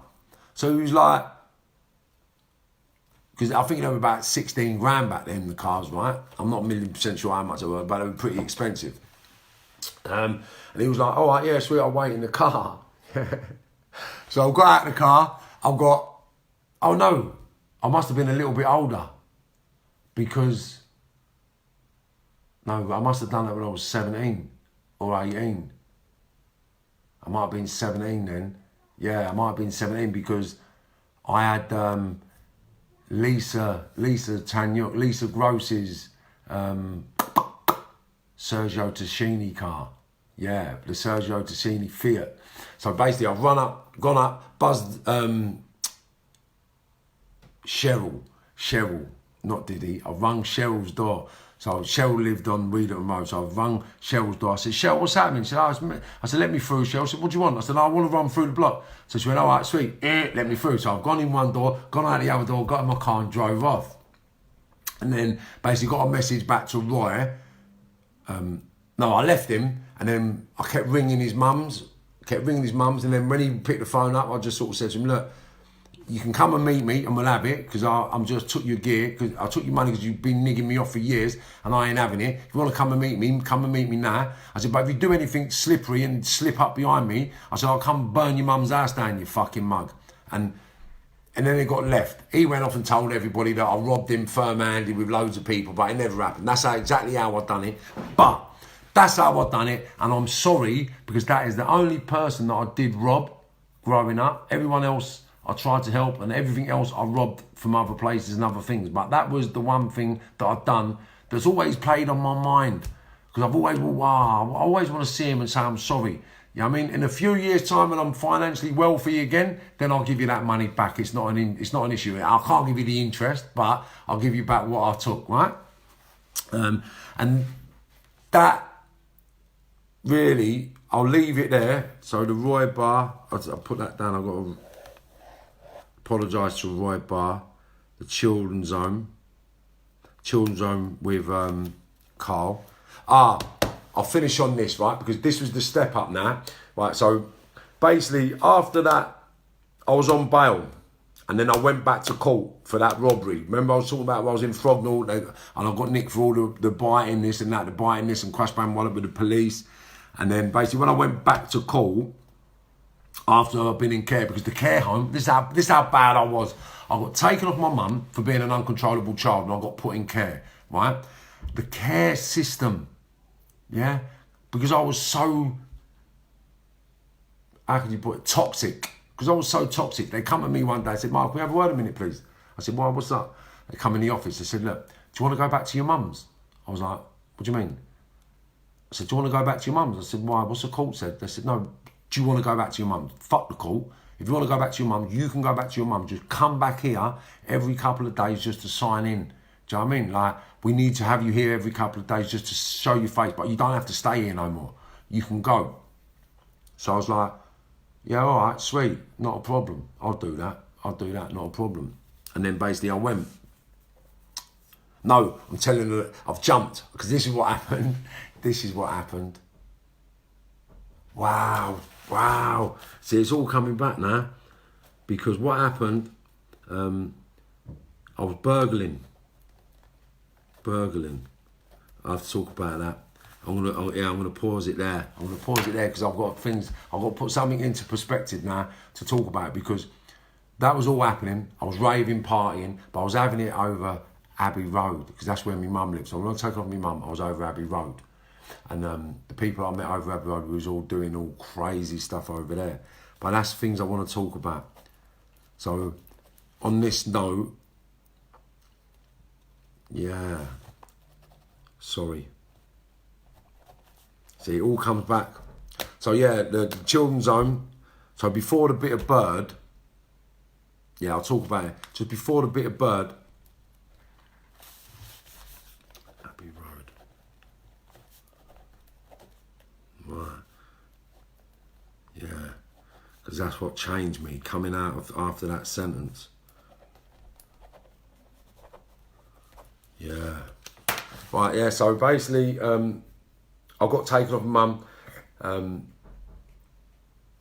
put in care. Let me see, right, how long is that? Let me see if I've got 10 more minutes. Yeah, we've got 10 more minutes, right? That's an hour so far, right? So I don't want to bore people and just keep everybody away from what they've got to do for the day. And it's 11 o'clock, 12 o'clock, right? So we'll give you another 10 minutes. So basically, Abbey Road, robbing, partying, See, I've missed a whole section of my life there. Yeah, Goldhurst Terrace.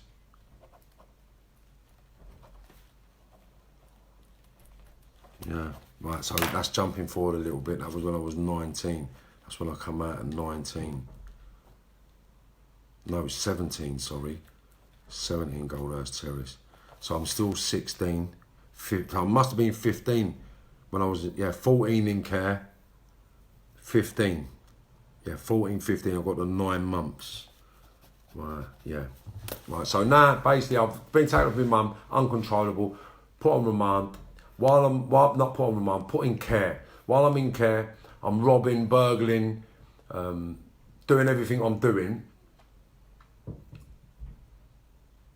I was over Abbey Road, and basically what happened was my mate's mum and dad split up, and then my mate's mum fucked off and left him and his brother in the house on their own. So it was a mad house we used to stay in, and I've got to tell you this because it goes into the next part of the story. So basically what happened was, this is why I got asked to go home from the care home. This is one of the reasons, right? So basically what's happened, I've been given bail, I'm in care, and I'm still burgling, doing what I'm doing. And then the people I used to hang about with over Abbey Road, I used to go over Abbey Road, and we used to go burgling.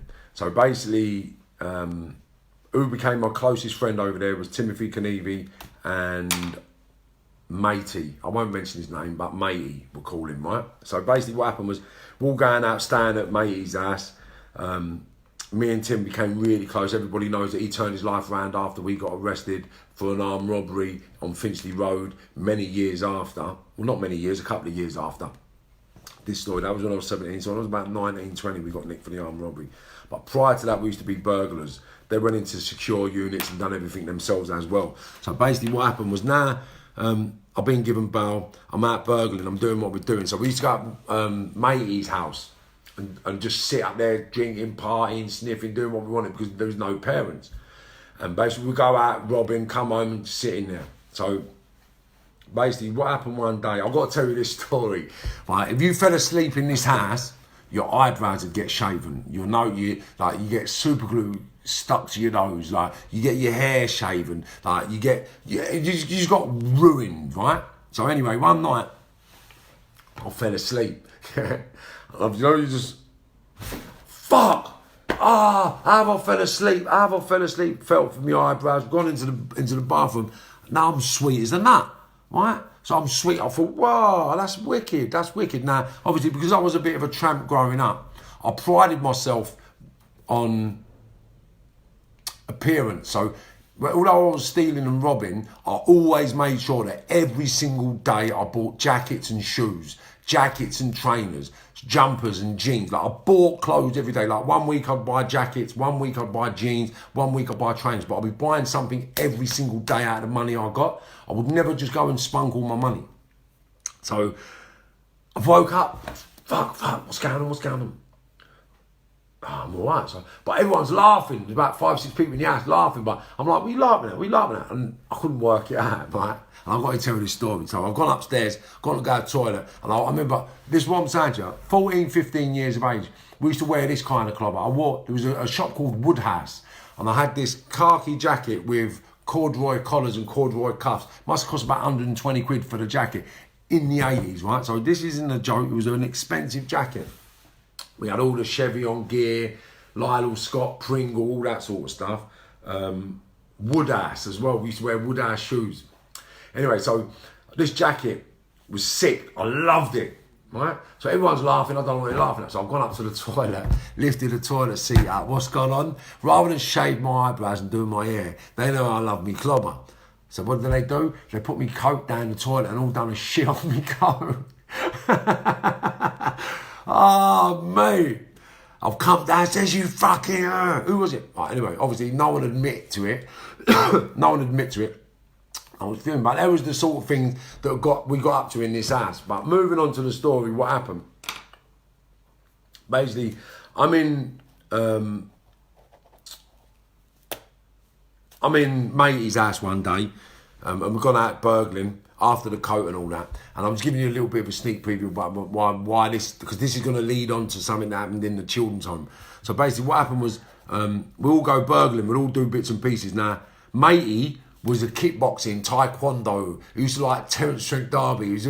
He had a quiff and all that sort of stuff, right? And he thought he was the absolute God's given gift to women, right? So anyway, cut a long story short, we're all having a laugh and a giggle in this house. But we all had a mindset of insanity because we moulded ourselves on the villains and the criminals of our environments. So this one day, we've all gone out drumming and we'll come back and we're having a load up, count up what we're doing. So in this house, if you weren't clued up, you lost your bits, right?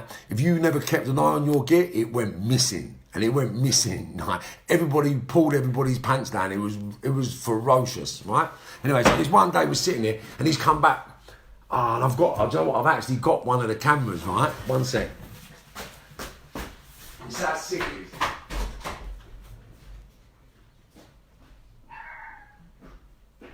Just bet. Yeah, because everything I've got now, I've moulded myself on from when I was a kid. So I bought this now, but it was this camera here. Right? It's sick, and a 605 as well. It was. I remember. So these cameras was about £800 back in the day. Right? This is an EO5, but I had an EO605, right? Back in the day, right? One of them. So basically, I weren't mine. This is what's happened. So we're back in matey's house. Matey's come back with all the gear and he's had this camera. So I've gone, let's have a look at that. And it's because it goes, when you press, the battery's dead on it, so I can't show you. And when you press take a shot, it's like, it takes loads of pictures at once, right? So I was like, this is sick. That's mental. But matey had Caesar, a Doberman, who he used to set his Doberman on everybody. The Doberman was vicious, right? But the Doberman never went for me. I was good with the dog, right? So anyway, there was a big dog bowl down the side of my settee that I didn't know. I didn't see it. I didn't know, right? So basically, he's giving me the camera, and these cameras are £600-700 back in the day, and you get good money for them. So I'm like, this is sick. And I said, and he pulled something else out. I said, what's that? Let's have a look. With the camera, I put the camera down like that, not realising, and the camera's gone in the dog bowl. So I've had a look at this, and then he's gone, where's that camera? So I've gone, fuck, yeah. And it's soaking wet, so it's ruined the camera, right? I don't know if it's broken or busted or whatever. But anyway, now he wants the £700 for the camera. I'm like, what are you talking about, you fucking lunatic? You ain't going to get £700 for that. We used to get a third of everything we stole, right? Because you know, you're not getting no more than a third. It ain't even brand new. It's got scratches on it and everything, mate. Come on, man. What are you doing? He was like, no, I want £700. He wanted it, and he was adamant he gets his £700. Otherwise, he's going to do me, right? So, kind of very long story short, we had a bit of a turnout where every time he saw me, and because he was a kung fu kid and he always had a weapon, I just thought, you know what? It don't make sense. I'm going to dust, right? So if I see him, I'd go somewhere else and act. So I started hanging about more in Kentish town. So one day, we're down the West End, right? Me and a few of the boys from the graffiti times, right? Because I used to do graffiti back in the day with a load of kids over Kilburn, and I'll get into that, and like maybe tomorrow I'll start talking about the graffiti days, so I'll have to go back to that. Because now I'm just sort of accommodating all the North London, Kentish town people, but graffiti over Kilburn was the Abbey Road section. So we'll finish on this note, like I said, and then I'm going to go back to this tomorrow. So basically what happened, we're taking trips, we're out, and then I'm in the kids' home, and I've made it out, gone down the West End with Christian Phillips, Tetley, and we're down there. So what they've done, we're all tripping out, and he's got loads of straws, like put the straw inside the straw, inside the straw, inside the straw, and then you put the straw in a little UHT carton, and he's gone to me, I'll drink your milk, Bruno, drink your milk. But I'm tripping, right? And I'm like, what are you on about? Bruno, drink your milk. Bruno, drink your milk. Bruno. But I'm looking down, there's like a little UHT cup with about 6 straws in it. So the straw's really long. They're going, Bruno, you need your milk. Bruno, you need your milk. And anyway, I've just lost the plot, right? So I've done a little bit of a runner. And as I've done the runner, I'm running up Leicester Square. And then all of a sudden, I've looked up and I've seen matey, right? And I thought, fuck, there's matey. And then I've got paranoid, so I've gone that way, and I've turned around. Fuck, there's matey again. And then all of a sudden, every head in Leicester Square was matey. And I was thinking, fuck. So I've just run. I've got out, and then I've got on a bus. I've got on the bus, so now we're going on a 24 bus. I'm standing on a 24 bus, and we're coming up Hampstead Road. As we're flying up Hampstead Road, I don't know why, but something just said to me, the bus is stopped. Get off. So I thought, why aren't the doors opening? Mate, open the doors, but you've got to remember, I'm tripping. What are you on about, mate? What are you on about, mate? I was like, open the fucking doors, mate. What's the matter? You want to get off? He said, oh, behave yourself. Wait till we get to the stop or something like that. I said, oh, bollocks. And I've gone, and you press the button, the door's open. I've stepped off the bus, right, when it's going full pelt up Hampstead Road. Anyway, I've hit the deck. I've gone smash, bang, wallet, crash, bang, wallet, crash, bang, wallet, crash, bang, wallet. Anyway, I'm in bits now, right? Eyes split open, heads busted, all my clothes have rotten, ripped up. So I'm lying on the floor thinking, what the fuck? All of a sudden, there's about 8 heads above me saying to me, are you all right? Are you all right? Are you all right? Right? I didn't realise because I'm tripping, right? So I thought, who are they? Who is this? Who is that? So I fuck this. So I've got up and started running up the road like, and then by the time I got to the Camden Palace, I'd forgot I fell off the bus because I'm tripping. So now I'm walking up Camden High Street, pissing with blood. All my clothes are ripped. People are seeing me, right? Marv, what's the matter? What's the matter? So I'm like, what do you mean, what's the matter? Because now I'm tripping. I'm getting paranoid. What do you mean, what's the matter? There's nothing wrong with me. There's nothing wrong with me. There's nothing wrong with me. So then all of a sudden I start running, right? Anyway, cutting a very long story short of madness for about 3 hours getting from Camden Palace to Lady Margaret Road in Kentish Town, right? It took me about 3 hours to get up there. Anyway, so I get back to the kids' home. So I'm like, right, I can't walk in there, right, letting anybody know that I'm buzzing because they don't like me buzzing in the gaff. They've said it to me 4 or 5 times, Marv, we don't want you coming back here out your nut. It's a liberty, all the other kids and da-da-da. So I said, all right, sweet. So now I'm walking up, well, I've got to go back in the kids' home, right, sort yourself out. But I forgot that I'm covered in claret. I forgot that my head's bust up. I forgot all my clothes are ripped up, right? So I've knocked on the door, all normal. I've opened the door and they're going, fucking hell, are you all right? I'm like, what are you on about? Am I all right? Of course I'm all right. Of course, mate, drop me out. Calm down. Now, bear this in mind, I'm tripping, so I believe that I'm absolutely fine. There's nothing wrong with me. I can't see no dirt, no blood, no nothing. But they're panicking. Because I look fucked up. So anyway, I've got, mate, you dramatise. Don't dramatise. Listen, I'm going to go to my room. So I've gone to my room, and I've wedged my door up.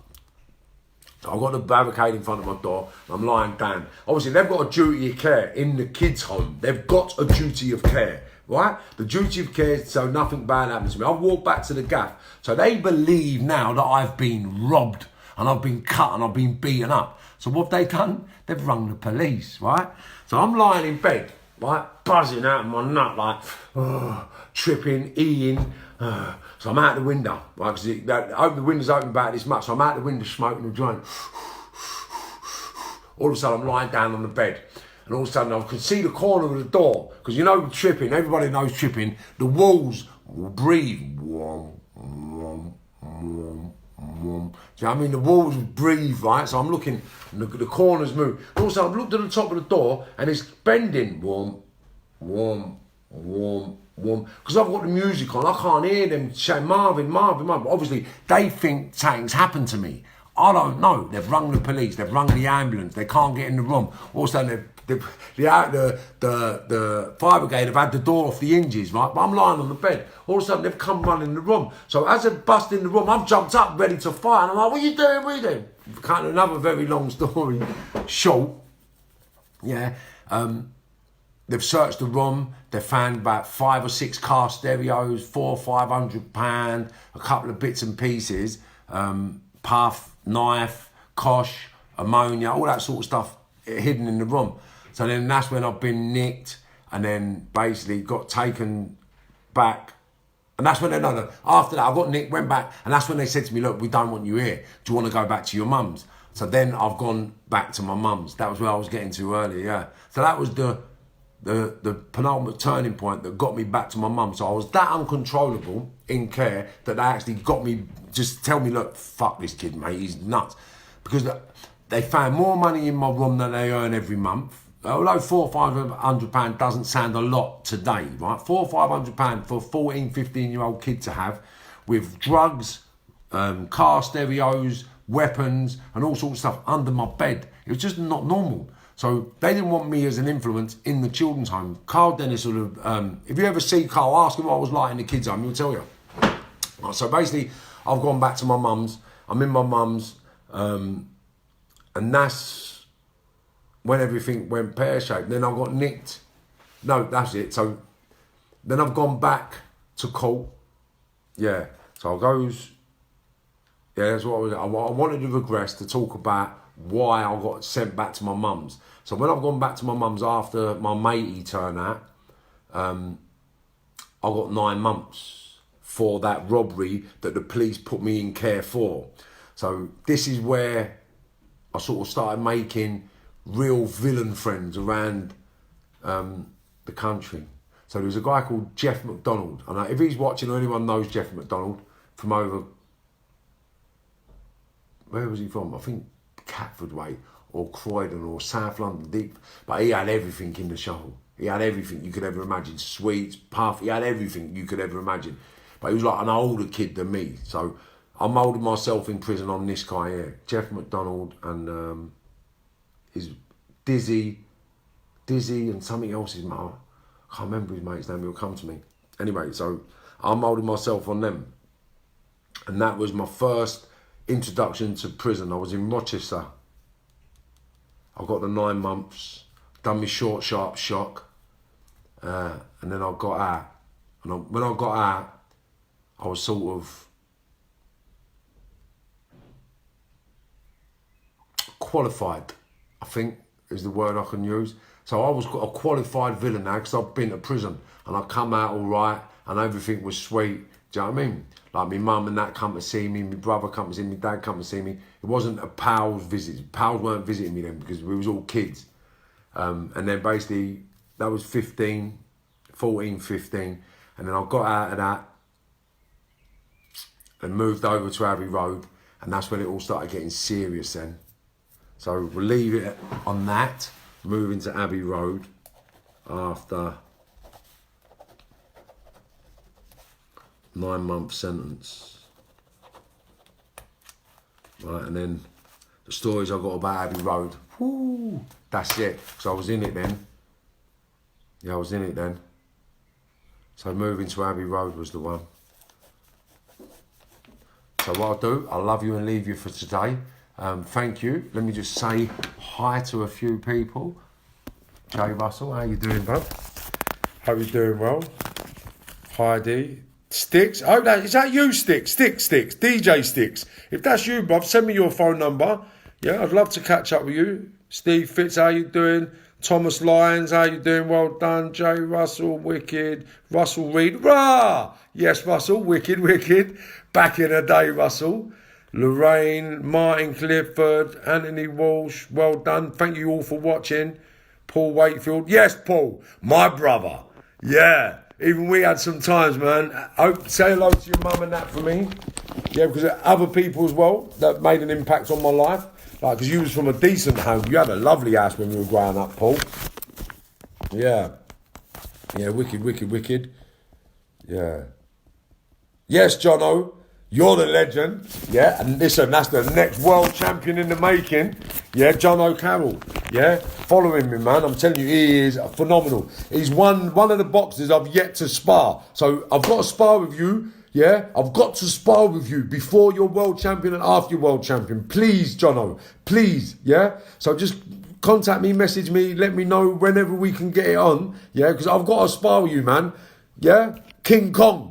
Come on, I want King Kong to say, do you know what, this guy, because you know what my reputation like is over in Spain, Jono, right? So I want to spar with you, just so I can say I've sparred with you before you was a world champion and after world champion. And I know you outbox me, it's not the issue. I'm not going to try and outbox you, I just want to get in the ring, have 3 rounds. That's all I want. 3 rounds for you to punch my head in, right? And then I can say I've done it. Please, right? Legend. But John O'Carroll, man, the most... How can I put him? He is in boxing what I was on the road. He don't give up. He has got an engine. He's got a locomotive. Yeah? And he is the guy. His weight class is phenomenal. And as a human being, he's beautiful. Right? I've never seen him ignore anybody. He's got no attitude, no ego. Yeah? He's that nice, you wouldn't even believe he could fight. If you met him outside the boxing ring, you wouldn't even think he could fight. You wouldn't even think he was aggressive. You wouldn't believe this guy. Yeah, so please, Jono, I love you. I love the family. Please give the missus a hug and a kiss. Let everybody know I'm sending my regards to them all and yourself, right? Big up every time. You're my guy. Paul Roberts, lovely to see you on board, Paul. Lovely to see ya. Brandy, hope you're well. Lorraine and Chris. Lovely. Larry Goddard. Wow. Look, these are names. Ollie Taylor. Come on, man. Yeah, Charles Bossman. Mensa. All these people. Come on. I love you all. Right, I'm going to send you all waves. And then I'm going to switch off. But yeah, come on, man. This is it. This is the real still. This is the real deal. And I'm putting it out there because everybody has to understand where we come from, what we do. Robert Milsom. Is that Kelly's brother? Wow. Kelly was with Budgie growing up. Yes, Tolla. I'd love to know how Budgie's getting on. He was another one who used to live in Lenham on the back end. Yeah, blonde hair, golf kid. I wonder if he's made a golf champion. I don't remember Budgie's real name. All I remember was Budgie, but he was into golf when we were kids. Yes, Scott. Lee, lovely. Yes, Carl. That's what I'm saying. Everybody that I'm saying hello to is people that I've grown up with.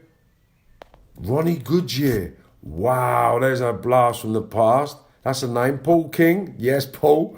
Yeah, Paul. Lovely. Marcy's my guy. Jason Ed Dungeons, you remember. Yeah. Having it. Sharpie. Frankie Stringer. That's me pal's son. And another world champion in the making. I'm waiting for him to get a little bit tougher. And then I'm going to get in the ring with you. Let you know how the trenches feel. Your brother knows. You need to know. Yeah, send my love to the whole family, please. Yes, Justin, me cousin. Love you, bundles. Love to see you watching. Yeah. Andrew Grun, Atty. Nice one, Atty, lad. Hope you're well. Hope the head sorted itself out. Dave Dixon's fantastic. Reese Britnell. Was that young Reese? Wicked. Lloyd Mullins. Are you Lloyd Mullins? Are you related to Barry Mullins from Dan Summers Tan? Because that's someone I've always tried to get hold of, you know. Eddie Jackson, lad. Nice one, lad. Give my love to the whole family, Eddie. Be over to see you guys as soon as we can. Yes, Deborah. Hope you're well. I know you're into some sort of business. I know you're doing something. So crack on. You was always a workhorse. Always confident. Always lovely. Yes, Kelly, hope all the kids are well. Hope you're doing well. Jason Lear. I keep meaning to meet up with you, man. We'll meet up once this nonsense is over. Hope your mum and dad are fantastic. You lot made a massive impact in my life growing up. And I've got to let you know that, you know. Emma, how you doing, Emma? Jordan. Justin. Send my regards. Simon Webb. The Webbs, that's what I'm saying to you. Dunsworth, everybody, man. David White. White, yeah? Come on, man. I love you all. Thank you all for watching. Support, follow, Facebook, YouTube, Instagram's herbert.marvin. You know, follow me and subscribe on YouTube, man. And then we'll just get this stuff done, man. I'll be making a TV series, a movie. So if you want to mention and you got a story to tell where I was involved, then come with it, man. Yeah? Come with it. Andy MacArthur, well done. Ben McKay. Yes, Ben. I want to speak to you. Yeah? And do you know what? I need to speak to you privately, Ben, because I've got an apology to make to you as well. Because I think I got something wrong where you're concerned, okay? But I love you and the family. Please give Joe my love and your mum, and I'll speak to you soon. Rachel, that's me cousin. Love you lots, baby. Give my love to the whole family. Let them know I'll be up as soon as the nonsense is over. Emily. You know what is? I see your photo yesterday. It was only your photo. Remind me who you were. Hope you're well. Yeah, you're looking fantastic. Kids look great. Yes, Cameron. Karen, you know I love you and the family. Yeah, I know. I want to go up and see everybody as soon as this nonsense is over. Omar, nice you're watching, buddy. Julie Efron. Amar Baker. Yeah, what a blinder. Carl Evans, Jamie Goldsmith, Poppy Charlton. You know I love you all bundles, man. Hope you're doing well, lambs. I'll be up to see you guys once this nonsense is over. Claire White, man. I love you know that. Hope your kids are well. I see your mum. Always stop and see your mum regularly, man. Well, not regularly, but I'll see her every time and then. Yes, Lisa, I'm going to be coming down to Real Plot to have dinner soon. Stuart, I didn't like that live feed you put up last night, son. Seriously, you need to fix up a little bit, buddy. You're the same age as me. Yeah, we got to make a difference, son. That's what we got to do. Yeah, not carry on the same way we used to. Monica Green is watching. Thank you very much, Monica. Yes, morning, Bill. Hope you're well.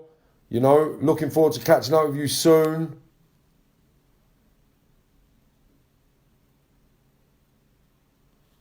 Yeah, Carl Haniff. 100% right now. One understand. Well done, mate. Yeah.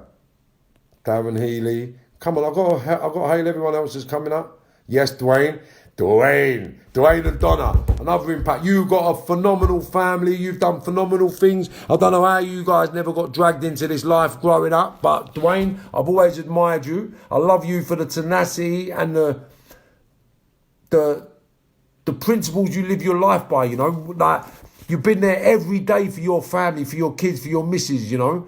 And it's amazing. The relationship you and Don have got is amazing. I wish I could find that one day. You know, I've had a couple of inharmonious relationships, not because of the women, but I put it down to my mindset. I've been crazy. Yes, Peter, love you watching.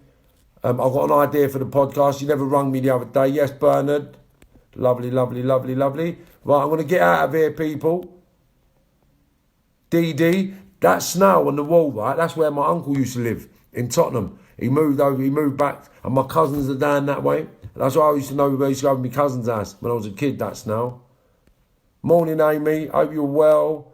Melanie, love it. Yeah, all these people. Thank you very much for watching, everybody. I'll speak to you tomorrow. Take care, God bless, and enjoy the rest of your day.